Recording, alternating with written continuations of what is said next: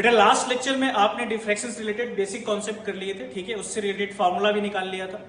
ठीक, अब बेटा क्या करेंगे अपन, उस पर बेस्ड क्वेश्चंस आज के लेक्चर में करेंगे और आगे बढ़ेंगे कॉन्सेप्ट को लेके। ठीक है, तो ठीक है, पहले क्वेश्चन से स्टार्ट करते हैं। कह रहा है light of the wavelength lambda is equal to 4000 angstrom is incident on a slit of width 0.1 millimetre, find out the width of the central maxima line on the screen distance 1 metre from the slit, also find the angular width.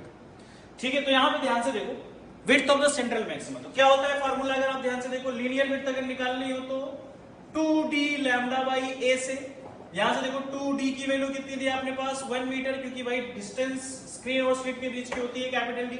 Lambda की value कितनी 4000, मतलब इसको लिख सकते हैं 4 into 10⁻⁻7 metre में, divided by a की value कितनी अपने को दिया हुआ है 0.1 मिलीमीटर, तो इसको हम लिख सकते हैं 10⁻⁻4 मीटर, क्योंकि ये 0.1 मिलीमीटर है तो इसको हम ऐसे लिख सकते हैं। यहां से बेटा अगर हम ध्यान से देखें तो 8 इंटू 10⁻³ मीटर, जिसको हम लिख सकते हैं 8 मिलीमीटर, तो ये हो गया अपने पास एंगुलर विड्थ। लेकिन अपने से पूछा है कि सॉरी लीनियर विड्थ, अपने से पूछा है एंगुलर विड्थ भी बताओ। तो एंगुलर विड्थ हमें पता है बेटा क्या होता है, एंगुलर विड्थ जो आती है अपने पास वो होती है 2 थीटा, और ये होता है actually 2 lambda by a।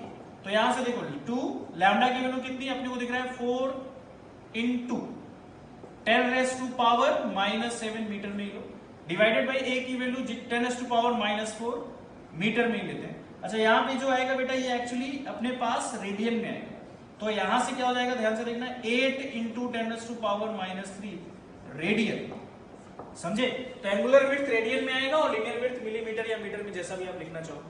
Next question में कह रहा है कि light of wavelength 6000 angstrom is incident normally on a slit width 24 into 10⁻⁵ centimetre, find the angular position of the second minima from the central maxima.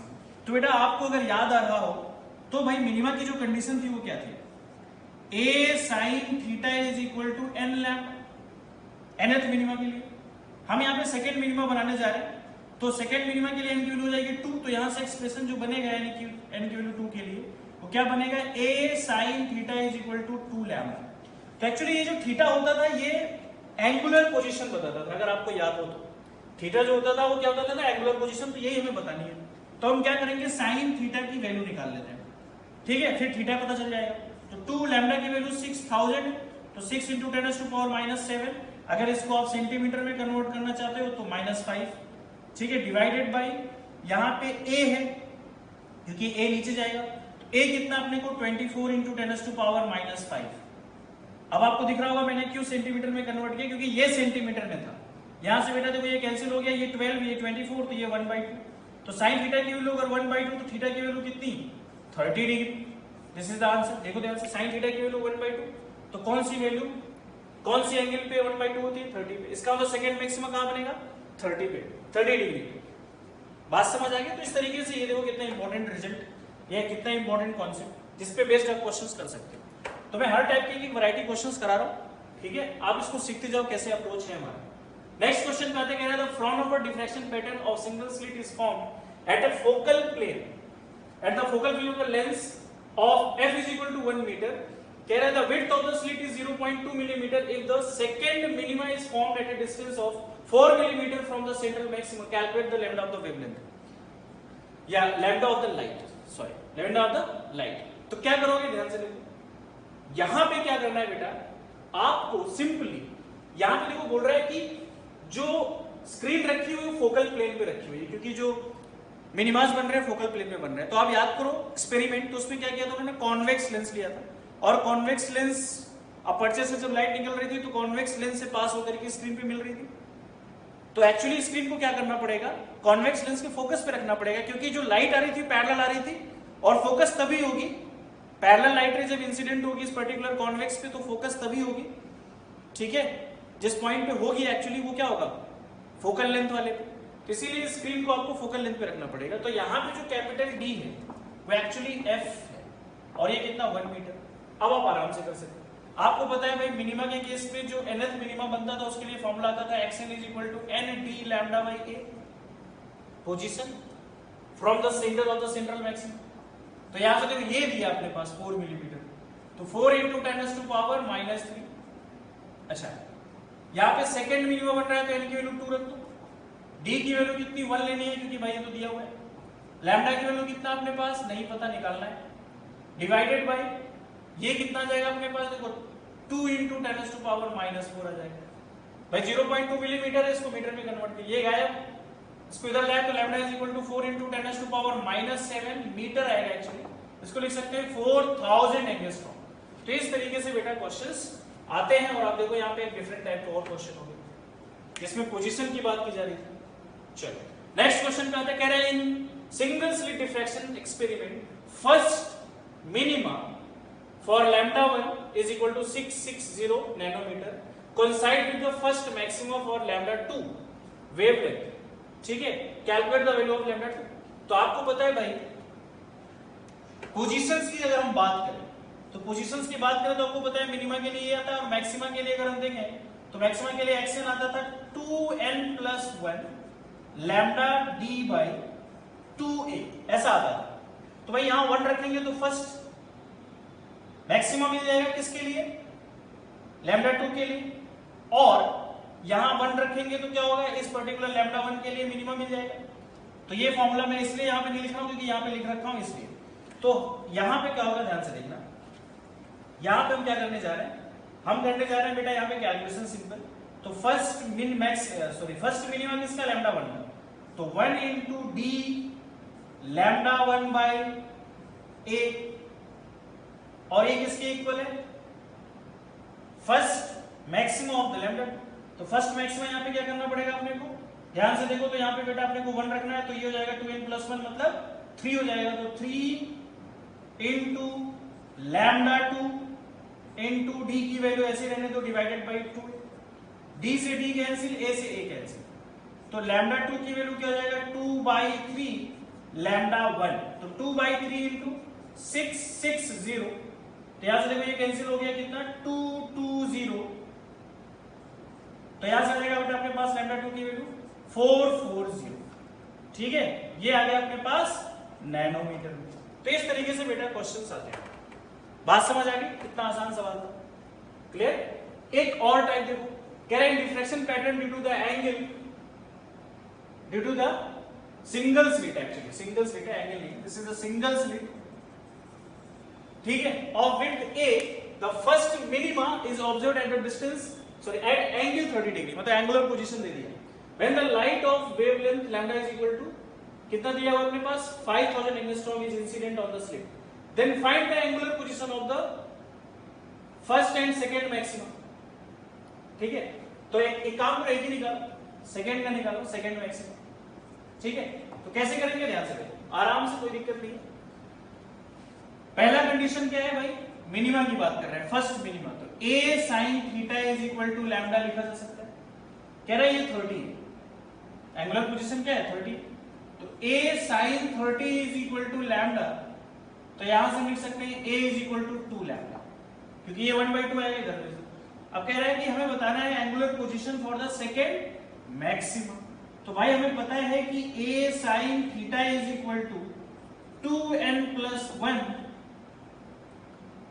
Lambda d by lambda by 2 आता है यहां ऐसा। तो अब इस पर्टिकुलर केस में क्या करोगे, ध्यान से देखो, सेकेंड मैक्सिमा की बात किया तो यहां पे देखो n की वैल्यू 2 रखोगे, तो एक्चुअली a sin थीटा, अच्छा ये जो थीटा एक्चुअली एंगुलर पोजीशन है किसकी, सेकेंड मैक्सिमा की, यही हमें बताना है। तो यहां से क्या होगा, a sin theta is equal to 2 into 2+1 into lambda divided by 2। अब a की जगह क्या लिख सकते हैं 2 लैम्डा, तो रख दो यहां पे 2 lambda sin theta is equal to, यहां से देखना कितना, ये हो गया अपने पास 2 इंटू 2 4+1 5/2 लैम्डा, लैम्डा से लैम्डा कैंसिल, तो sin theta is equal to क्या आ गया अपने पास, sin theta is equal to क्या आ गया अपने पास बेटा, ध्यान से देखिए, ये आ गया अपने पास, एक सेकेंड यहां पे इसको फर्स्ट मैक्सिमा की बात करते हैं, थोड़ा कैलकुलेशन आसान हो जाएगी, तो यहां पे 1 रख देते हैं, ठीक है। तो यहां से क्या हो जाएगा बेटा, ये 3/2 लैम्डा, यहां से कैंसिल करेंगे लैम्डा से लैम्डा, तो यहां पे आ जाएगा 3/4, दिस इज द आंसर। तो इस तरीके से बेटा आप निकाल सकते हैं। अच्छा यहां से साइन थीटा जोड़ो 3/4 आया तो आपको थीटा चाहिए तो theta is equal to sine inverse 3/4 ऐसा करो, ठीक है। This is the answer final. तो इस तरीके से बेटा क्वेश्चंस आते हैं। अभी एक क्वेश्चन और करेंगे और आगे बढ़ेंगे अपन, थोड़ा सा डिफ्रैक्शन और इंटरफेरेंस में रिलेशन जो है वो देखेंगे और इंटेंसिटी की ग्राफ से समझेंगे इस चीज को। बेटा अभी डिफ्रैक्शन पे अपने क्वेश्चंस करा, एक क्वेश्चन और करेंगे फिर आगे बढ़ेंगे अपन कॉन्सेप्ट पे। देखो कह रहा है कि at the first minima adjacent to the central maxima of a single slit diffraction pattern, find the phase difference between the Huygens wavelet from the edges of the single slit, from the edges of the slit है ना, and the wavelet from the midpoint of the slit। Okay देखो situation कैसी है ध्यान से समझना पहले इसको। ऐसा कुछ है, ये हमारे पास एक्चुअली सिंगल स्लिट है, तो यहां से क्या हो रहा है, लाइट रे से जा रही है, ठीक, यहां से भी लाइट रे से जा रही है, तो ये क्या है, ये वेवलेट्स हैं एजेस वाले और इसके जस्ट मिड पॉइंट पे भी एक है, ध्यान से देखो इस पॉइंट।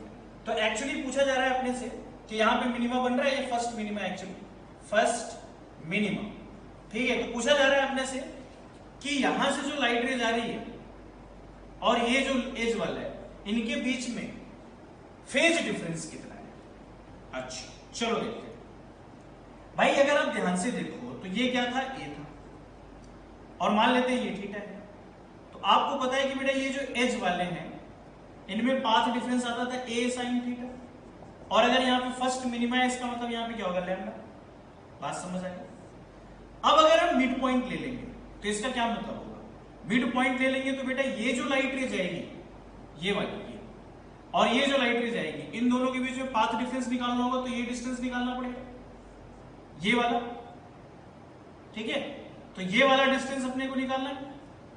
अब ये वाला डिस्टेंस निकालने के लिए क्या करेंगे, देखो ये हो गया तुम्हारा a/2, ये ठीक। तो यहां से क्या हो जाएगा, जैसे ये पूरा a था तो ये a sin थीटा आता था, वैसे ये a/2 है तो ये कितना आएगा, a/2 sin थीटा। और ये क्या है एक्चुअली, इस लाइट रे और इस लाइट रे के बीच पाथ डिफरेंस, तो डेल्टा x जो आने वाला है किनके बीच में, इन दोनों रेस के बीच में, 1 और 2 के बीच में, कितना आएगा अपने पास, बिटवीन 1 और 2 कितना आएगा अपने पास। अगर आप ध्यान से देखो तो ये आ जाएगा अपने पास बेटा डेल्टा x की वैल्यू a/2 sin थीटा। अब a sin थीटा की वैल्यू कितनी है, लैम्डा, ये गिवन है फॉर द फर्स्ट मिनिमा, बोल रखा है इसमें, ठीक है। तो यहां से हो जाएगा डेल्टा x की वैल्यू λ/2। अब अगर λ/2 मिल गया तो हमें क्या चाहिए, फेज डिफरेंस, तो ये होता है अपने पास 2π/λ इंटू डेल्टा x। तो यहां से ये λ/2 रखोगे तो देखो λ/2 रखेंगे, लैम्डा कैंसिल, 2 से 2 कैंसिल, तो 2π/λ इंटू λ/2 यहां से कैंसिल हुआ तो बेटा अपने पास आ गया pi. This is the answer. तो इस तरीके से क्वेश्चंस आते हैं और आप आराम से कैलकुलेट कर सकते हैं, कोई बड़ा टास्क नहीं है। अब अपन करेंगे बेटा graph between I versus position in diffraction interference. तो सबसे पहले बात करेंगे डिफ्रैक्शन की। अच्छा डिफ्रैक्शन को आपने देखा था कि बेटा क्या है कि इंटेंसिटी का फॉर्मूला आता है I not sine alpha by alpha का होल स्क्वायर, और अल्फा क्या है, pi A sine theta by lambda. अब आपको एक चीज पता है कि भाई जैसे जैसे थीटा चेंज होगा वैसे वैसे क्या होगा, अल्फा चेंज होगा, और अगर अल्फा चेंज होगा तो बेटा इंटेंसिटी भी चेंज होगी। तो इंटेंसिटी जो चेंज होगी, ठीक है, उसके लिए बेटा आप जब कैलकुलेट करना स्टार्ट करोगे, एक्चुअली ये जो थीटा है ना, आपको मैं बता दूं ये जो थीटा है एक्चुअली ये 2n प्लस अल्फा की जो वैल्यू आएगी, एक्चुअली अल्फा की वैल्यू, ये अपने पास देखो ये जो तुम्हारा थीटा है ये थीटा चेंज होगा क्योंकि एंगुलर पोजीशन है, और जब ये चेंज होगा तो ये मान के चलो कि बेटा उस पर्टिकुलर केस में क्या होगा कि इंटेंसिटीज वेरी करने लग जाएंगे। तो इंटेंसिटी जो होगा वो 2n प्लस 1 π/2 पे मैक्सिमम होगी। अल्फा की वैल्यू 2n प्लस 1 π/2 पे क्या होगी, मैक्सिमम होगी, क्योंकि भाई यहां मैक्सिमम होने का मतलब क्या, ये मैक्सिमम। तो इसका मतलब ये है कि अगर हम इस वैल्यूज को रखना शुरू कर दें तो एक बार 1 रखेंगे तो फर्स्ट मैक्सिमम मिलेगा, फर्स्ट सेकेंडरी मैक्सिमम, n की वैल्यू 2 रखेंगे तो सेकंड सेकेंडरी मैक्सिमम मिलेगा। एक्चुअली सेंट्रल मैक्सिमा के अलावा जितने भी मैक्सिमा मिलते हैं उनको हम सेकेंडरी मैक्सिमा बोलते हैं, ठीक है। तो अब देखो यहाँ n की वैल्यू 1 रखोगे तो फर्स्ट के लिए इंटेंसिटी कैलकुलेट कर पाओगे। अच्छा ये रखने के बाद यहाँ रखना पड़ेगा आपको वैल्यू, ठीक है, यहाँ पे 2 रखोगे तो यहाँ भी वो अल्फा की वैल्यू रख करके सॉल्व करोगे। अच्छा इस पर्टिकुलर वैल्यू पे साइन अल्फा की वैल्यू या तो +1 होगी या तो -1 होगी, इसका मतलब अल्फा की जगह आप ये वैल्यू उठा के रखना है बस, बाकी तो ये 1 ही रहेगा। ठीक है, और उसके बाद स्क्वायर तो करना ही करना है, मतलब +1 -1 में से कुछ भी स्क्वायर करोगे तो +1 ही आएगा। तो सॉल्व करके जो देखा गया तो फर्स्ट सेकेंडरी मैक्सिमा की intensity I I0/22, second secondary maxima की आई I0/62, और इस तरीके से क्या है बहुत तेजी से क्या हो रही है, देखो इंटेंसिटीज कम होती जा रही है बाकी ब्राइट की। भाई सेंट्रल मैक्सिमा की जो इंटेंसिटी I0 है और ये सबसे ज्यादा इंटेंसिटी वाली, मतलब सबसे ज्यादा ब्राइट होगा, इसके बाद बनेगा फर्स्ट मिनिमा, फिर मैक्सिमा आएगा, लेकिन उसको फर्स्ट सेकेंडरी मैक्सिमम बोलेंगे, और उसकी इंटेंसिटी क्या होगी, क्योंकि इंटेंसिटी पोजीशन के साथ चेंज हो रही है तो चेंज होगी, ये आएगा I0/22। इसके बाद फिर क्या होगा, सेकेंड मिनिमा आएगा। अच्छा, सारी मिनिमास जो भी बनेंगी वो डार्क ही बनेंगे, लेकिन जो मैक्सिमाज होंगे इन केस ऑफ डिफ्रैक्शन बात कर रहा हूं मैं, वो क्या होंगे, अलग अलग होंगे। बात समझ आ रही है, उनकी इंटेंसिटीज डिफरेंट डिफरेंट होगी और धीरे धीरे कम होती जाएगी। धीरे धीरे इन द सेंस ये मान के चलो बहुत तेजी से कम हो रही है, धीरे धीरे नहीं तेजी से कम हो रही है। देखो ये कितना हो गया, I0/62, सेकेंड मैक्सिमा जो है, सेकेंड सेकेंडरी मैक्सिमा I0/62, कितनी तेजी से कम हुआ, इसके बाद तो गायब ही हो जाएगा, समझे, वो दिखेगा ही नहीं अपने को। तो इस तरीके से बेटा क्या होता है, इंटेंसिटी का वेरिएशन आता है पोजीशन के साथ, और इस तरीके से फ्रिंज बनती है। तो यहां से यहां तक क्या है, सेंट्रल मैक्सिमा, और ये विड्थ आपको दिख रहा है कितना, 2d λ/a। ठीक है, इसके बाद क्या हुआ, मिनिमा हुआ, यहाँ पे मिनिमा आ चुके हैं, फिर maxima, first maxima, secondary maxima, फिर सेकेंड मिनिमा, फिर इस तरीके से बनता चला जाता है। तो इंटेंसिटी का वेरिएशन ऐसा आता है। अगर हम बात करें इंटरफेरेंस की, तो इंटरफेरेंस में देखो इंटेंसिटी का फॉर्मूला याद आता है I1 + I2 + 2 √I1 I2 cos ∅। Maximum की बात करेंगे तो √I1 I2 √I1 + √I2 का होल स्क्वायर। मिनिमम की बात करें तो √I1 - √I2 का होल स्क्वायर। अगर बेटा हम दोनों की इंटेंसिटी सेम कर ले I1 I2, मतलब I1 I2 को क्या कर ले, इक्वल कर ले, तो हमारे पास क्या आ जाएगा 4I0 cos स्क्वायर 5/2, और यहां से मैक्सिमम 4I0, मिनिमम कितना 0। तो बेटा इस केस में हमने क्या देखा कि जितने भी मैक्सिमास हैं सारे मैक्सिमास की इंटेंसिटी सेम और सारे मिनिमास की इंटेंसिटी सेम। बात समझ आ गई, तो उसके बेसिस पे ग्राफ बनाया गया, जिसमें ये देखो ऐसे बनता है, आप देख रहे हो सारे मैक्सिमास की इंटेंसिटी सेम है, लेकिन यहां पे ऐसा नहीं है। ये फर्क होता है डिफ्रैक्शन और इंटरफेरेंस में।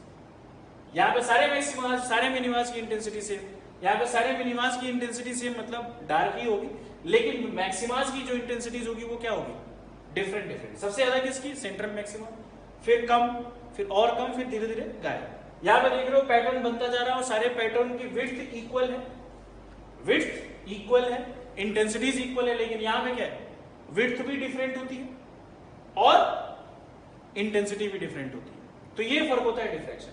जनरली तो यही होता हुआ दिखेगा आपको, और ये हमें कराना पड़ता है क्योंकि कोहेरेंट सोर्स बनानी पड़ती है ना, इसलिए। बात समझ आ गई, ठीक है। तो यहाँ पे देखो ये मैक्सिमा है, सेंट्रल मैक्सिमा, उसके बाद फिर देखो फर्स्ट मिनिमा, फिर फर्स्ट मैक्सिमा, फिर सेकेंड मिनिमा, फिर सेकेंड मैक्सिमा, और सबकी इंटेंसिटी से। यहाँ पे मैंने इस कंडीशन को ध्यान में रख के ग्राफ बनाया। अगर इस कंडीशन को ध्यान में रख के ग्राफ बनाओगे तो कोई दिक्कत नहीं है। ये जो 0 हो रहा है, 0 ना होकर के थोड़ा सा कुछ वैल्यू रखेगा, कितना, √I1 - √I2 का होल स्क्वायर। तो इसको इस पे टच ना करा के थोड़ा सा ऊपर से ले जाना होगा बस, ठीक है। तो ज्यादातर ग्राफ यही दिखेगा, क्योंकि बेटा हमारा जो केस होता है उसमें ज्यादातर क्या होता है, स्लिट की विड्थ सेम होती है, और उस केस में I1 I2 की वैल्यू सेम होती है, तो ये ग्राफ बनता है। बात समझ आ गई। तो ये डिफरेंस है बेसिकली हमारे पास किसमें, इंटरफेरेंस और डिफ्रैक्शन में। फ्रिंजेस तो दोनों में बनते हैं, लेकिन इंटेंसिटीज डिफरेंट होती है हर एक मैक्सिमास की इन केस ऑफ डिफ्रैक्शन, इसमें कांस्टेंट होती है। बात समझ आ गई। यहाँ पे कुछ फ्रिंज के बाद गायब हो जाते हैं, यहाँ पे जितना बनना होता है वो बनता ही है। बात समझ आ गई, ठीक है। Number of maxima, number of minima calculate करना सिखाया मैंने आपको, तो उसके बेसिस तो ये हो गया बेटा, इसको नोट डाउन कर ले। अब अपन बढ़ेंगे आगे। फ्रैक्शन आपने कर लिया, अब स्टार्ट कर रहे हैं अपन रिजॉल्विंग पावर। बहुत बेसिक सवाल आते हैं, फार्मूला बेस्ड क्या है चलो समझते हैं आराम से, कोई दिक्कत नहीं। रिजॉल्विंग पावर पढ़ने से पहले हम बात करेंगे रिजॉल्विंग लिमिट की। मान लो कि दो ऑब्जेक्ट है या इमेज है दो चीजों की, ठीक है, और वो किसी पर्टिकुलर सेपरेशन पे आप उनको देख रहे हो, और ये दोनों एकदम डिफरेंट दिख रहे हैं, अलग अलग दिख रहे हैं, डिस्टिंक्ट दिख रहे हैं, क्लियर दिख रहे हैं, कोई दिक्कत नहीं। हम क्या करते हैं, फिर धीरे धीरे उनको मान लो उनकी सेपरेशन कम करते जाए। अभी भी डिफरेंट दिख रही है, दोनों अलग अलग दिख रही है, लेकिन एक ऐसी डिस्टेंस आने वाली उन दोनों के बीच जिसपे वो डिफरेंट दिखेंगी, अलग अलग दिखेंगे, लेकिन उससे कम डिस्टेंस जैसे ही करोगे उनके बीच की तो वो ब्लर दिखने लग जाएंगे, या एक होकर के दिखेंगे, मिक्स होकर के दिखेंगे। तो वो मिनिमम डिस्टेंस जिसपे वो दोनों अलग अलग दिख रही थी, एकदम सेपरेटेड दिख रही थी, उसको बोलते हैं अपन रिजॉल्विंग लिमिट।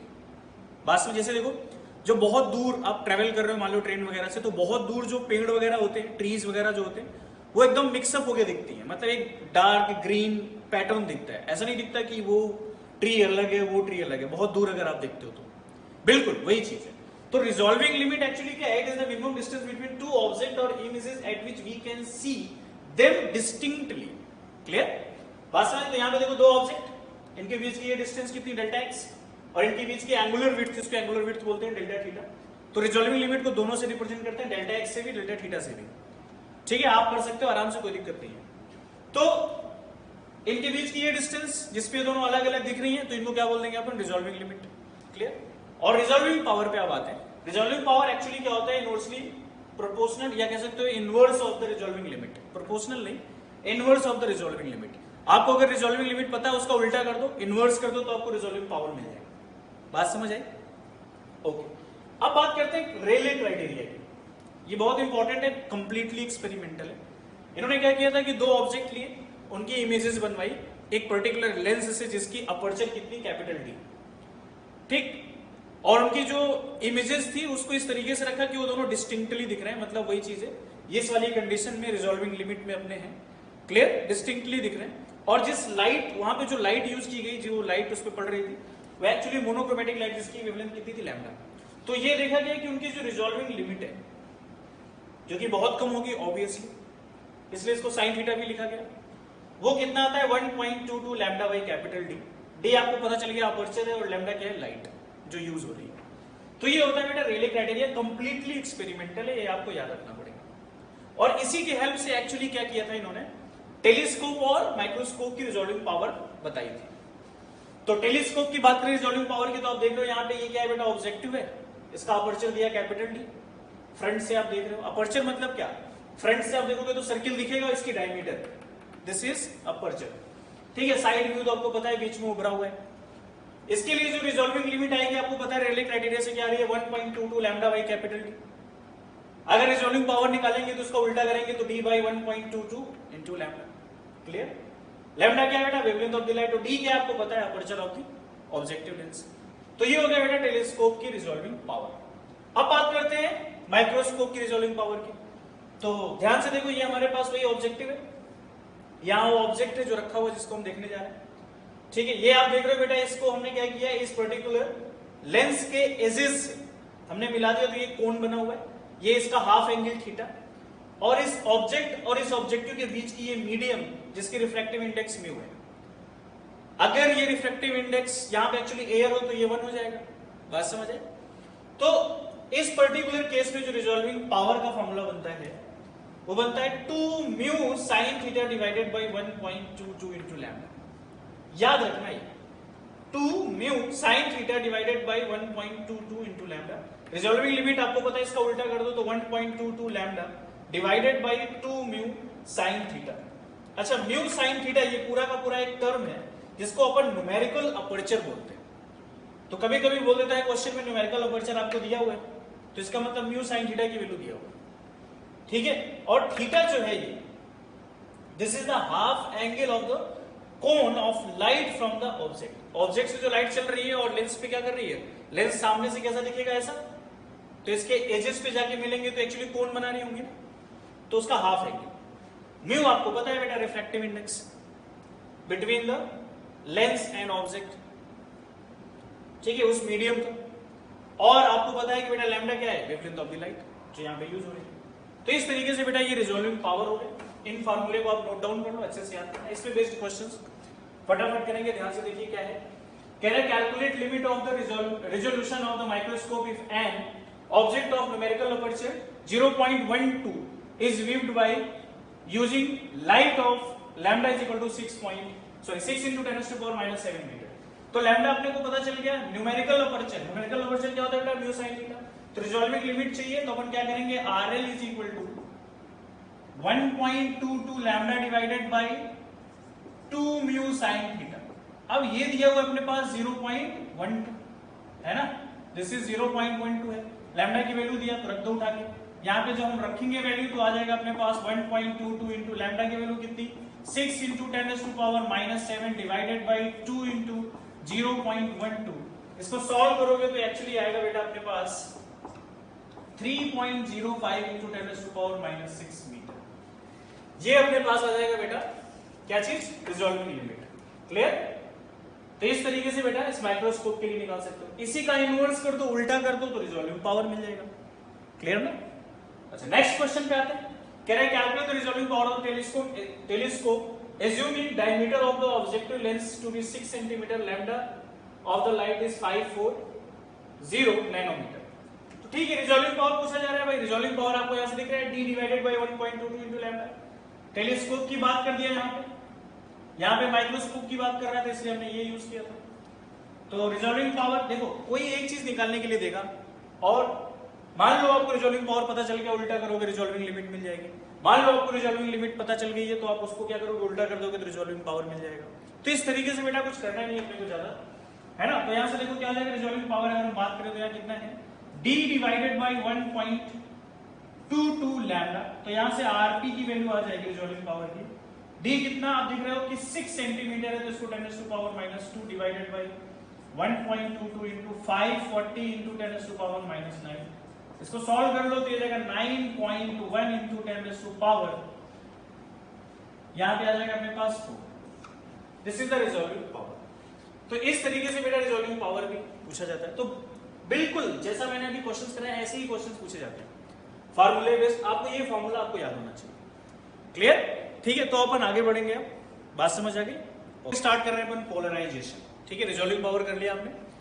देखो पोलराइजेशन क्या होती है समझते हैं इसको। देखो पोलराइजेशन जो है ये भी एक्चुअली वेव फेनोमेना को रिप्रेजेंट करती है, और जो पोलराइजेशन है वो ट्रांसवर्स वेव में होती है।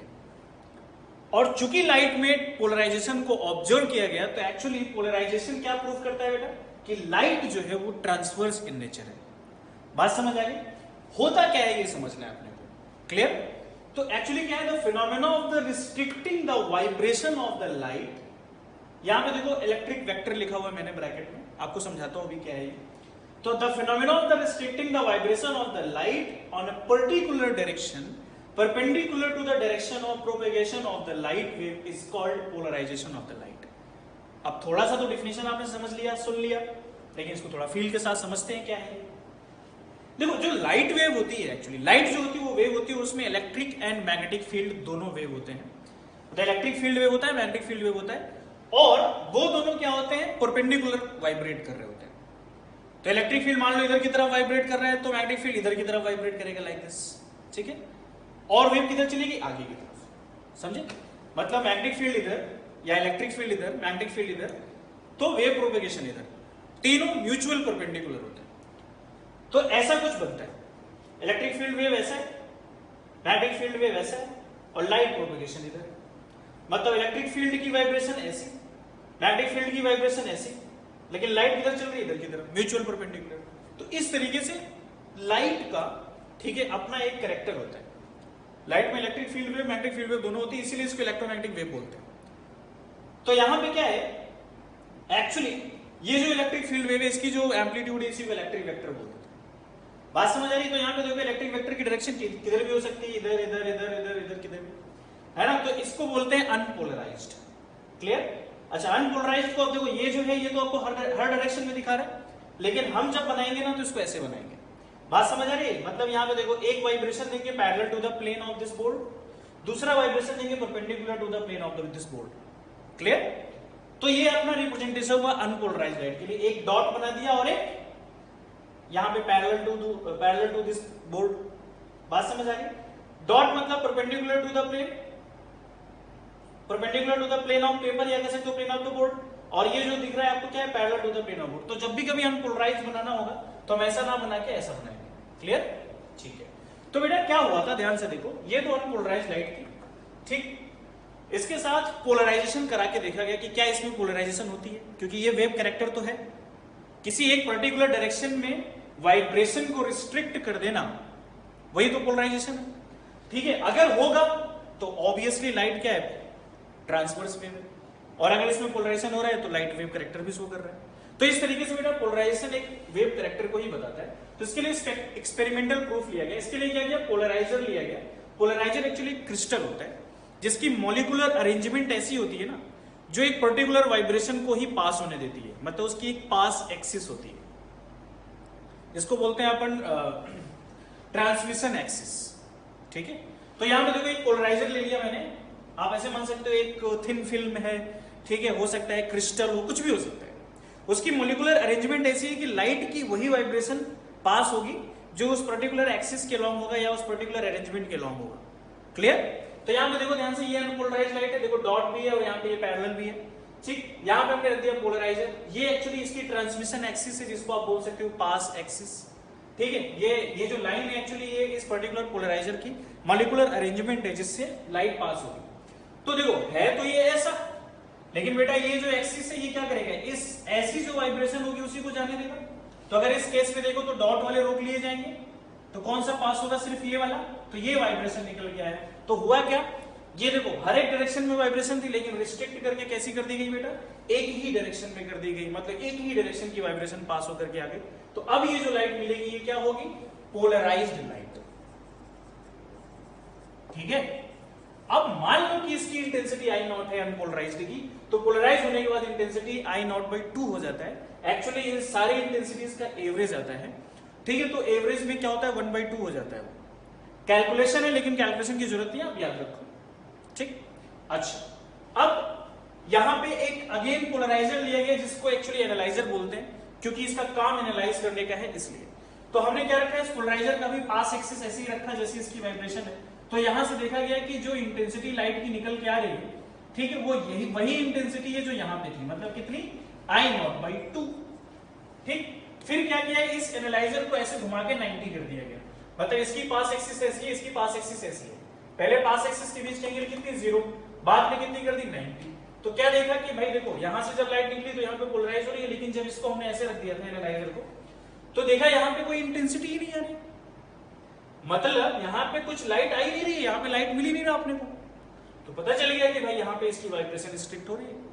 अगर वाइब्रेशन रिस्ट्रिक्ट हो रही है तो जाहिर सी बात है कि यहाँ पे लाइट कैसी प्रॉपर्टी शो करेगी, ट्रांसवर्स वेव की। बात समझ आ गई? और यहाँ पे पोलराइज हो रही है। अच्छा, ये जो आप देख रहे हो इसको मैंने यहाँ पे बना रखा है, ये जिस प्लेन में वाइब्रेट कर रहा है इसको बोलते हैं प्लेन ऑफ वाइब्रेशन, और इसके परपेंडिकुलर अगर हम एक प्लेन ले लें तो ये होता है प्लेन ऑफ पोलराइजेशन।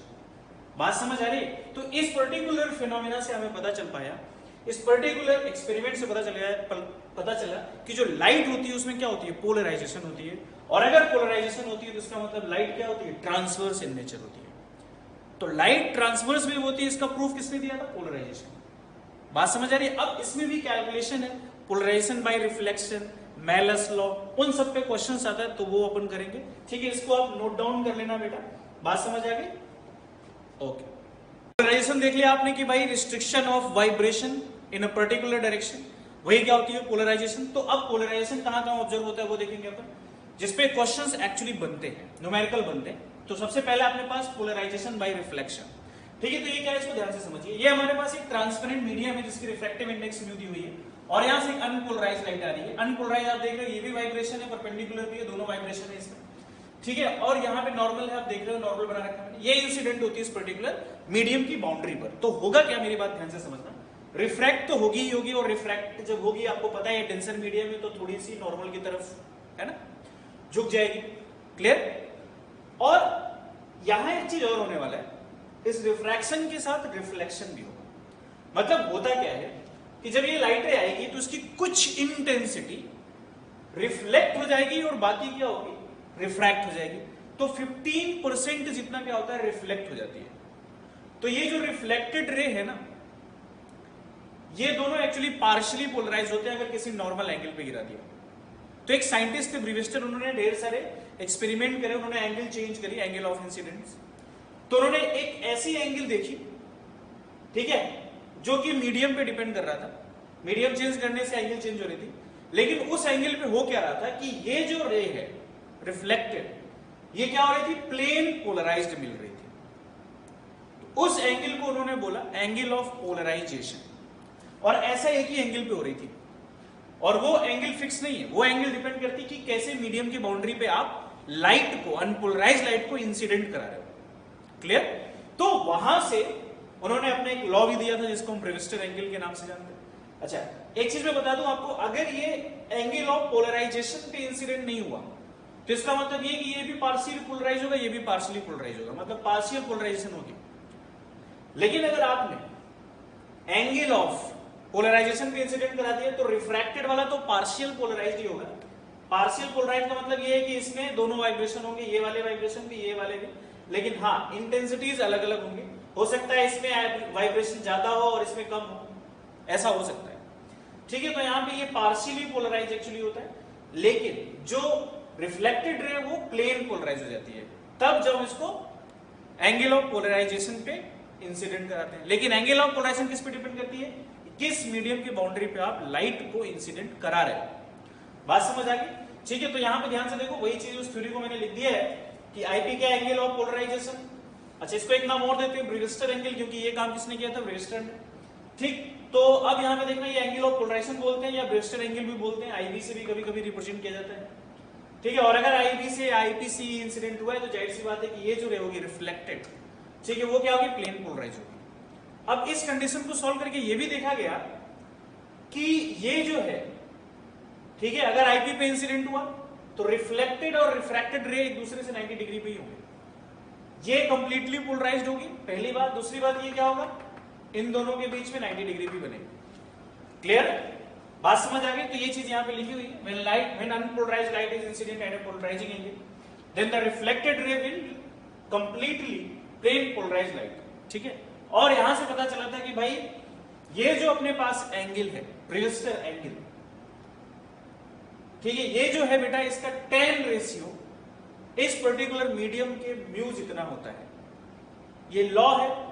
ठीक है, एक्सपेरिमेंट करके निकाला गया है, ढेर सारे मीडियम के साथ ये चीज ऑब्जर्व हुई है, तो पता चला कि tan IP is equal to होता है म्यू, मतलब जो एंगल ऑफ पोलराइजेशन है वो म्यू पे डिपेंड करती है। बात समझ आ गई?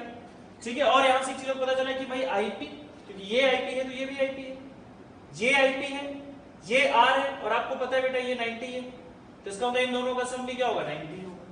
तो यहां से ये भी एक बहुत इंपॉर्टेंट रिजल्ट निकल के आती है। तो इस पर्टिकुलर कॉन्सेप्ट में, कौन से कॉन्सेप्ट में, पोलराइजेशन बाय रिफ्लेक्शन में, ये दोनों की पॉइंट है और इन दोनों पॉइंट को कभी भूलना मत।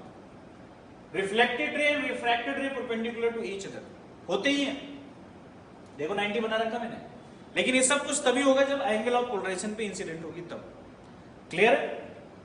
तो यहां से बेटा ये अपने पास पोलराइजेशन बाय रिफ्लेक्शन और इस पे न्यूमेरिकल आते हैं दोनों फार्मूले पे। कैसे न्यूमेरिकल आते हैं वो देख लेते हैं।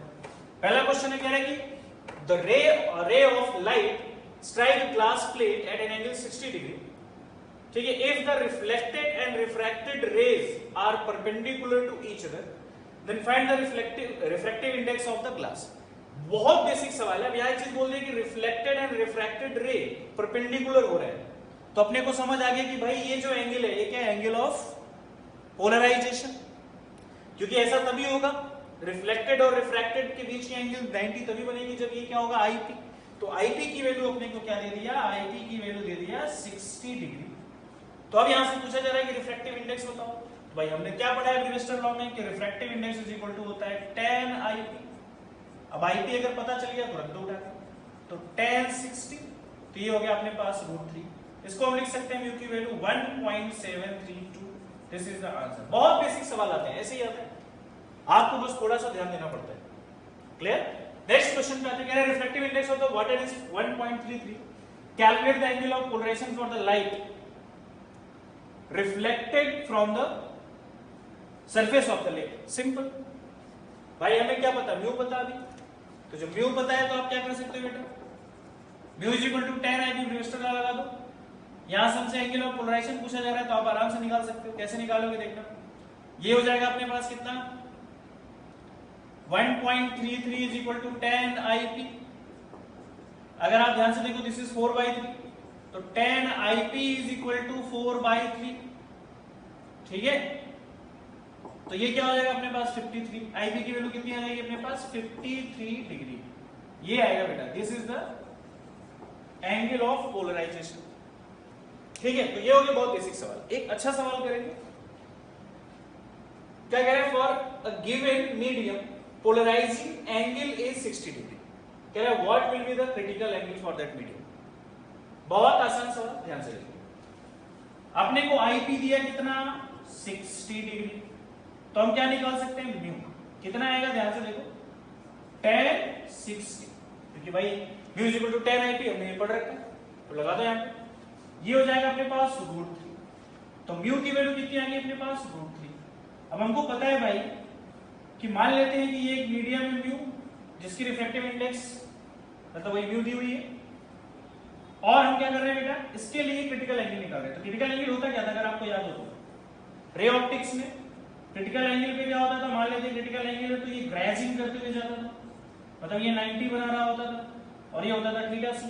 तो अगर हम स्नेल्स लॉ लगा दें तो हम क्या लिख सकते हैं, √3 sin theta C and it is equal to 1 into ये 1 है मीडियम sin 90 भाई n1 sin i is equal to n2 sin r, simple. तो यहां से देखो 3 से किसमें जा रहा है 1 में, क्योंकि हम क्या निकालने जा रहे हैं क्रिटिकल एंगल। तो यहां से बेटा अपने पास ये 90 एक्चुअली 90 ये हो गया 1, ये भी हो गया 1, तो यहां से लिख सकते हैं sin theta c is equal to 1/√3। तो थीटा c की जो वैल्यू आएगी वो आएगी sin inverse 1/√3, this is the answer. तो इस तरीके से बेटा क्वेश्चंस बनते हैं। यहां से देखो हमने क्या निकाला क्रिटिकल एंगल, ये √3 है, ठीक है, बात समझ आई। यहां से देखो हमने क्या निकाल लिया क्रिटिकल एंगल निकाल लिया। तो इस तरीके से भी क्वेश्चंस बनते हैं। यहां पे थोड़ा सा क्या आ गया अपने पास ज्योमेट्रिकल ऑप्टिक्स, ठीक है, यहां हमने लगाया स्नेल्स लॉ, ठीक है, ये स्नेल्स लॉ है, बात समझ आ गई। तो इस तरीके से बेटा क्वेश्चंस बन जाते हैं। हो सकता है आपको क्रिटिकल एंगल दिया हो और पोलराइजिंग एंगल पूछे, तो क्या करोगे भाई, ये कंडीशन लगा करके यह लिख सकते हो sin theta c is equal to 1/μ।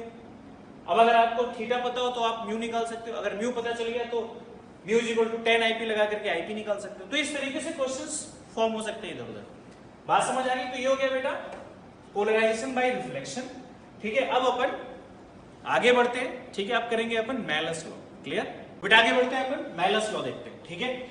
तो मेलस लॉ में क्या था, ध्यान से देखना इसमें। अगर आपको याद हो तो एक्सपेरिमेंट जो मैंने कराया था उसमें हमने देखा था बेटा कि एक पोलराइजर था, अनपोलराइज्ड लाइट जब से पास हो रही थी तो क्या हो रही थी, पोलराइज हो रही थी, और एक एनालाइजर था जिससे हम देख रहे थे कि इसमें पोलराइजेशन हो रही है कि नहीं हो रही है। उसके लिए हमने क्या किया था, एनालाइजर को घुमाया था ऐसे, तो एक बार इंटेंसिटी मैक्सिमम मिली थी, फिर 0 हो गया था, क्लियर। तो हो क्या रहा है कि जब इसको हम घुमा रहे हैं, मतलब पोलराइजर और एनालाइजर के बीच में जो एंगल बन रही है, तो उससे क्या हो रहा है, इंटेंसिटी चेंज हो रही है। इस एनालाइजर से जो इंटेंसिटी बाहर निकल रही है वो चेंज हो रही है। तो वो कैसे चेंज हो रही है, उसके लिए क्या फॉर्मूला है, वो निकाला था मेलस में, तो वो अपने को देखना है। तो ध्यान से देखो, हमारे पास ये पोलराइजर है जिससे आई नॉट आ रही है, और पोलराइजर और एनालाइजर के बीच में एंगल थीटा है। यहाँ फ्रंट व्यू से देखो, इन दोनों के बीच के एंगल ये ऐसे रखा हुआ है, तो दूसरा ऐसे, इनके बीच के एंगल थीटा, ठीक है। एक्चुअली थीटा इनके ट्रांसमिशन एंगल की, ट्रांसमिशन एक्सिस के बीच की होती है, ठीक है, एंगल जो होती है वो इनके ट्रांसमिशन एक्सिस के बीच की होती है। तो अब ध्यान से देखो, यहां से मान लेते हैं इंटेंसिटी आई निकल रही है, तो जो आई की वैल्यू आती है, मेलस ने कैलकुलेट करके निकाला था, आती है I is equal to I not cos square theta, I is equal to I not cos square theta.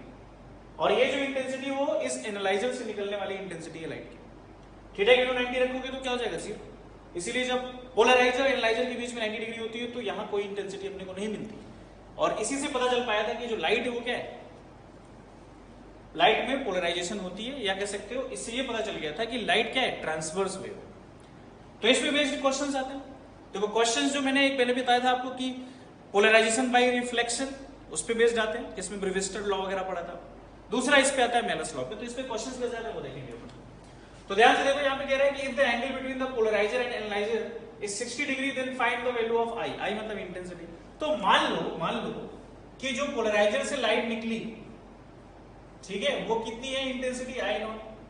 अब ये हमारे पास एनालाइजर है, ठीक है, जो पोलराइजर से कितनी एंगल बना रहा है, थीटा की वैल्यू 60 डिग्री। तो यहां से अगर हम आई की वैल्यू निकालें तो I not cos square 60, simple, I not cos square theta. अच्छा, आई नॉट जो होता था, अगर आप ध्यान से देखो, तो वो इस एनालाइजर से पहले जो लाइट की इंटेंसिटी है वो होती थी। तो इस चीज को दिमाग में बिठा के रखना। तो यहां से क्या जाएगा बेटा, ध्यान से देखो, आई नॉट कॉस 60 की वैल्यू 1/2 होती है, तो 1/2 का स्क्वायर, तो आ गया अपने पास कितना, I not by 4। This is the answer. बात समझ आ गई? तो इस तरीके से क्वेश्चंस बनते हैं। अब अगर यहाँ पे अनपोलराइज लाइट होता तो यहाँ क्या होता, उसकी इंटेंसिटी आई नॉट अगर दी होती तो यहाँ आई नॉट लेते, इससे पास होने के बाद आई नॉट बाई 2 हो जाता, क्योंकि आपको पता है भाई पोलराइज्ड जो लाइट मिलती है अपने को अनपोलराइज से उसकी इंटेंसिटी हाफ हो जाती है, आई नॉट बाई 2 हो जाती है, याद रखना भूलना मत। तो यहाँ आई नॉट बाई 2 होता। अब यहाँ अगर आई नॉट बाई 2 होता तो हम इस आई नॉट बाई 2 की इस आई नॉट की जगह पे आई नॉट बाई 2 रखते, क्योंकि आई नॉट जो होता है इस फार्मूले में अगर आप ध्यान से देखो तो एनालाइजर से जस्ट पहले जो इंटेंसिटी होती है वो होता है, और यहाँ पे इंटेंसिटी तो हमने आई नॉट मान रखी है एनालाइजर से जस्ट पहले। लेकिन अगर यहाँ अनपोलराइज लाइट होता तो यहां से पास होने के बाद आई नॉट बाई 2 होती, तो एनालाइजर से जस्ट पहले यहाँ इंटेंसिटी कितनी होती है, आई नॉट बाई 2। तो इस फार्मूले में हम यहाँ क्या रखते, आई नॉट बाई 2, तो ये आंसर आई नॉट बाई 8 आ जाता। समझे? तो इस बात का थोड़ा ध्यान देना। तो जब तक मेंशन ना करें तब तक कोई दिक्कत नहीं है, लेकिन अगर मेंशन कर दिया तो अपने को देखना पड़ेगा। अब यहाँ पे देखो नेक्स्ट क्वेश्चन क्या कह रहा है कि the polaroid making an angle 60 degree with the electric vector, then by which factor intensity will be reduced. अब मेरी बात ध्यान से सुनो। अब यहाँ पे देखो इलेक्ट्रिक वेक्टर की बात कर दिया कि कितनी बताना है, 60 डिग्री। तो इसका ये मतलब है कि बेटा अगर आप ध्यान से देखो तो ये अपने पास वाइब्रेशन है लाइट की और ये पोलराइड रखा हुआ है लाइक दिस, और इनके बीच की एंगल कितनी, 60। तो हकीकत में यही वाली बात हो गई कि भाई इंटेंसिटी पहले ऐसी थी आई नॉट, और अब क्या हो रहा है बेटा, इस पोलराइजर से पास कर रहा है जो ये 60 पे रखा हुआ है।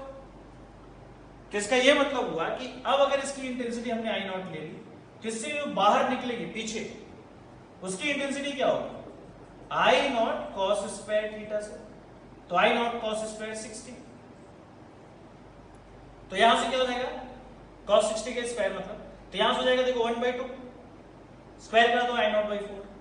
इसका मतलब ये है कि इस पर्टिकुलर जो अपने पास ये मिला हुआ है, ध्यान से देखना, ये जो अपने पास मिला हुआ है यहां से जो लाइट रे आई, उससे जो इंटेंसिटी मिली वो कितनी मिली, आई not by 4।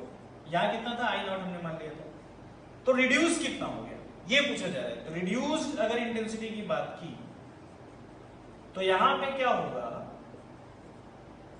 I not minus I not by 4 करना पड़ेगा। This is 3 I not by 4, this is the answer. तो इतना रिड्यूस हो गया, क्यों, क्योंकि था कितना, आई नॉट, अब कितना बाहर यहां पे निकला, आई नॉट बाई 4, तो कितना कम हो गया, 3 आई नॉट बाई 4। तो इस तरीके से भी क्वेश्चंस बनते हैं। क्लियर है? तो फैक्टर पूछा है तो आंसर को आप लिखोगे 3/4, आंसर जो लिखोगे वो 3/4, क्योंकि फैक्टर पूछा है इसलिए। नेक्स्ट क्वेश्चन पे आते हैं, ये अच्छा सवाल है, एग्जाम में पूछा हुआ। देखो यहां पे कह रहा है unpolarised light has amplitude A and angle between polarizer and analyzer is 60 degree, then find out the amplitude of the light transmitted by the analyzer। तो सिचुएशन क्या है, ध्यान से समझना। ये हमारे पास एक पोलराइजर है, ये हमारे पास एक एनालाइजर है, और आप देख रहे हो कि बेटा यहां पे क्या हो रहा है, ये अपने पास यहां आ रही है अनपोलराइज्ड लाइट, ठीक, या इसको ऐसे बना दो जैसा हम बनाते आए हैं, डॉट ये वाली वाइब्रेशन। मान लेते हैं कि इसकी इंटेंसिटी आई नॉट है और एम्पलीट्यूड कितना है, ए दिया हुआ एम्पलीट्यूड है। तो आपको पता है कि आई नॉट की वैल्यू हो जाएगा के ए स्क्वायर, क्योंकि एम्पलीट्यूड का स्क्वायर होता है डायरेक्टली प्रोपोर्शनलिटी, के तो प्रोपोर्शनलिटी कांस्टेंट है, इसको ऐसे रहने दो। यहां से जब निकलेगी तो इंटेंसिटी क्या हो जाएगी भाई, पोलराइज्ड लाइट बनेगी, तो यहां पे आई नॉट बाई 2 हो जाएगी। अब इसके बाद जब यहां से निकलेगी तो आई हो जाएगी, तो पहले इस आई की वैल्यू निकालते हैं। आई की जो वैल्यू आएगी वो आएगी आई नॉट बाई 2, क्योंकि आपको पता है बेटा कि एनालाइजर जो पोलराइजर से एंगल बनाती थी, है ना, देख लो उसमें जो एनालाइजर पे लाइट आती थी ना, उस लाइट की इंटेंसिटी यहां होनी चाहिए और कॉस स्क्वायर थीटा। तो इसका मतलब ये है कि यहां से क्या होगा, एनालाइजर पे जो लाइट इंसिडेंट होगी उसकी इंटेंसिटी कितनी, आई नॉट बाई 2 है।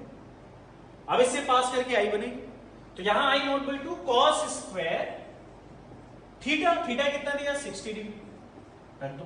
तो यहां से कितना गया बेटा, ध्यान से देखना, आई नॉट बाई 8। कैसे, दिस इज 1/2 का स्क्वायर, तो 1/4 यहां मिला, तो आई नॉट बाई 8। अब मान लो कि यहां पे जो वेव अपने को मिला उसकी एम्पलीट्यूड कितनी है, A डैश। तो तो आपको एक चीज पता है कि आई को आप लिख सकते हो के A dash square by amplitude के टर्म में, क्योंकि अपने को पता है कि इंटेंसिटी क्या होती है, डायरेक्टली प्रोपोर्शनल टू एम्पलीट्यूड का स्क्वायर, तो आप ये लगा सकते हो।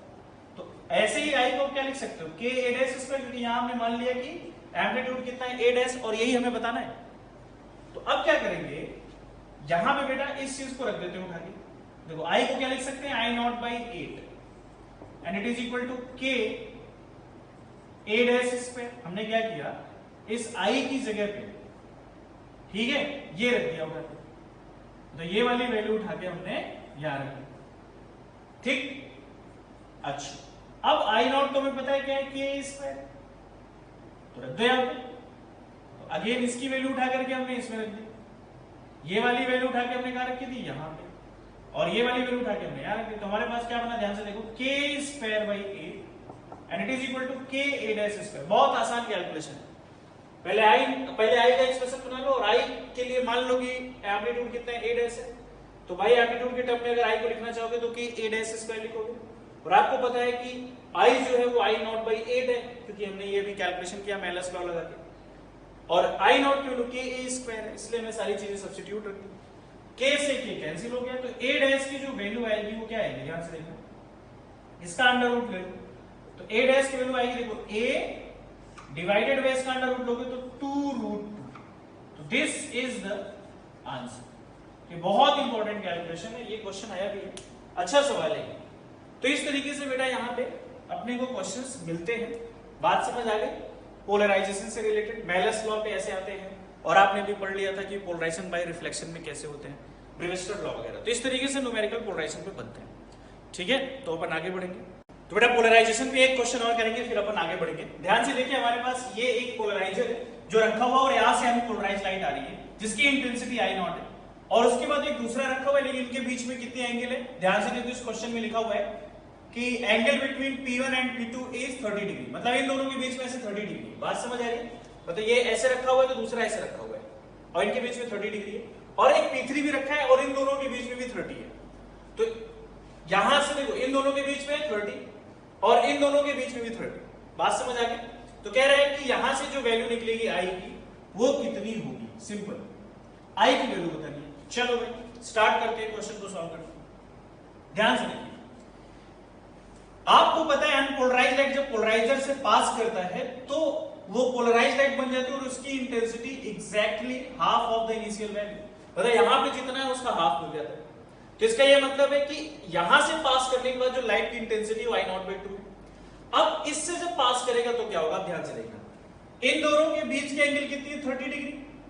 तो यहां पे हम मेलस लॉ लगाएंगे, I dash is equal to I not cos square theta. अब यहां आई नॉट वो होता था जो इसके जस्ट पहले इंटेंसिटी होती थी, तो यहां पे अगर हम देखें तो यहां पे अगर हम आई डैश ले लें तो आई डैश कैलकुलेट करेंगे, ध्यान से देखना, आई डैश हम कैलकुलेट करेंगे तो क्या लिखेंगे, आई नॉट बाई 2, ठीक है। क्यों, क्योंकि इसके जस्ट पहले इंटेंसिटी कितनी, आई नॉट बाई 2 है, और कॉस स्क्वायर 30। क्यों, क्योंकि बेटा यहां पे क्या है कि इन दोनों के बीच में एंगल कितनी है, 30 डिग्री, और इसके जस्ट पहले कितनी है अपने पास इंटेंसिटी, आई नॉट बाई 2। तो यहां पे जो एक्चुअली निकल के आएगा वो आई डैश आएगा, और आई डैश की वैल्यू आई नॉट की जगह पे आई नॉट बाई 2 लेना पड़ेगा, ठीक है, और थीटा की जगह पे 30 लेनी पड़ेगी। तो यहां से बेटा इसको सॉल्व करेंगे तो आ जाएगा अपने पास आई नॉट बाई 2, और ये हो जाएगा 3/4। 3/4 इसलिए क्योंकि बेटा ये अपने पास √3/2 है, उसको स्क्वायर करेंगे तो 3/4 आ जाएगा, और यहां से 3 आई नॉट बाई 8 आ जाएगा। बात समझ आ गई। अच्छा, अब यहां पे जो होगा बेटा वो आई डैश निकल के आ रहा है, ठीक है, और इन दोनों के बीच में कितनी एंगल है, 30 डिग्री। अच्छा, ये जो लाइट निकल के आ रही है उनकी वाइब्रेशन एक्चुअली ये जो होती है ना इसी के अलोंग निकलती है बाहर, इसका मतलब आई डैश की वाइब्रेशन ऐसी होगी, और जब यहां पे पड़ेगी तो इस पर्टिकुलर पोलराइजर से उसकी वाइब्रेशन 30 डिग्री बना रही होगी। क्यों, क्योंकि इन दोनों के बीच की एंगल 30 डिग्री है, तो इन दोनों के बीच की एंगल 30 डिग्री है, तो जाहिर सी बात है क्या होगा बेटा, इन दोनों से भी 30 डिग्री बनाएगा। तो इस पर्टिकुलर केस में फिर अगेन जब हम आई का एक्सप्रेशन बनाएंगे तो ये मिलेगा अपने पास, ध्यान से देखना, यहां पे कितना आ चुका है, यहां पे आ चुका है बेटा अपने पास आई डैश, जो कि क्या है 3 आई नॉट बाई 8 है, तो जाहिर सी बात है कि अब इस पर्टिकुलर इंटेंसिटी के लिए हमारे पास ये पोलराइजर है, तो अगर हमने मेलस लॉ अगेन लगाया ये वाला, तो इसमें अब आई नॉट की जगह पे क्या लेना पड़ेगा, ये लेना पड़ेगा, क्योंकि इसके पहले ये इंटेंसिटी है। तो 3I0/8, ठीक है, cos स्क्वायर अगेन 30, क्योंकि जो वाइब्रेशन यहां से पास करेगी वो इसके एलॉन्ग वाली पास करेगी, और इस पे जा रही है, तो इसका मतलब क्या है कि इसकी थोड़ी सी क्या है बेटा, जो पास एक्सिस है और इस पर्टिकुलर पास एक्सिस से 30 डिग्री पे, तो वाइब्रेशन से भी 30 डिग्री पे होगा, तो इसलिए बेटा यहाँ पे हम अगेन वही एक्सप्रेशन यूज कर लेंगे। अब यहाँ पे देखो क्या होगा, अगेन क्या होगा यहाँ पे, आप देखो तो यहाँ पे कितना हो जाएगा, ये 3/4 अगेन, तो यहाँ 3 से 3 मल्टीप्लाई, तो 9I0 और यहाँ पे कितना हो जाएगा 4 और इंटू 8 मतलब 32। तो यहां से बेटा अपने पास जो इंटेंसिटी निकल के आएगी वो आएगी 9I0/32। तो इस तरीके से क्वेश्चंस फ्रेम होते हैं। आपको देखो पहले पोलराइजर था एक, यहां से हम पोलराइज आ रही थी, तो जाहिर सी बात है पास होने के बाद I0/2, ये आपको पता है एक्चुअली एवरेज होता है, ठीक है, उसकी कैलकुलेशन करने की जरूरत नहीं, आप याद रखो। उसके बाद क्या होगा बेटा, ये जो है इससे इस पर्टिकुलर वाइब्रेशन, देखो वाइब्रेशन जो इसकी है या पास एक्सिस जो इसकी, उसके अकॉर्डिंग निकल के आया, तो उस वाइब्रेशन का और इस पोलराइजर के पास एक्सिस से जो एंगल होगी वो 30 होगी, तो हमने वही लगा दिया। अच्छा, यहाँ पे जो I0 लिया जाएगा वो कितना लिया जाएगा, I0/2 इन मेलस लॉ, फिर उसके बाद यहाँ पे 30 रख दिया, सॉल्व कर लिया। अब यहां से जो इंटेंसिटी निकली वो इसके लिए क्या है बेटा, मैक्सिमम इंटेंसिटी है, तो यहाँ 3I0/8 और फिर अगेन एंगल कितनी 30, तो cos स्क्वायर 30, और इस तरीके से बेटा हमने कैलकुलेट किया। इसके बाद भी अगर रखा होता तो हम अगेन कर लेते। तो इस तरीके से बेटा क्वेश्चंस फ्रेम होते हैं, ये थोड़े अच्छे क्वेश्चंस में आते हैं, ठीक है। तो ये हो गया हमारा पोलराइजेशन पे बेस्ड क्वेश्चंस, ठीक है। अब मैं आपको होमवर्क दूंगा, ठीक है, सारे के सारे, तो वो आप कर लेना। क्लियर बेटा, हमारा वेव ऑप्टिक्स कंप्लीट हो गया है, ठीक है, पोलराइजेशन और डिफ्रैक्शन के साथ पूरा का पूरा। तो आपको मैं होमवर्क दे रहा हूं, ये सारे होमवर्क कर लेना, ठीक है। होमवर्क में है आपके बिगनर बॉक्स 4, 5 एंड 6, इसमें 4-5 क्वेश्चन, इसमें 2 क्वेश्चन, इसमें 4-5, ऐसे करके ज्यादा नहीं है। और एक्सरसाइज 1 में क्वेश्चन नंबर 78 से क्वेश्चन नंबर 120 तक पूरा। एक्सरसाइज 2 और 3 में जितना हमने दे रखा था वो तो आपने कर ही लिया है, बाकी जो बचे हुए, अब जो बचे हुए वो डिफ्रैक्शन और पोलराइजेशन भी है, तो वो सारा कंप्लीट कर लेना। बात समझ आ गई। और रेस नंबर 3 करना है, इसमें डिफ्रैक्शन, ठीक है, और पोलराइजेशन, रिजॉल्विंग पावर, उन सबसे रिलेटेड क्वेश्चंस हैं। क्लियर, तो ये कर लेना आप बेटा, बात समझ आ गई। और यहाँ पे आपका वेव ऑप्टिक्स कंप्लीट होता है। अब अपन नेक्स्ट करेंगे मॉडर्न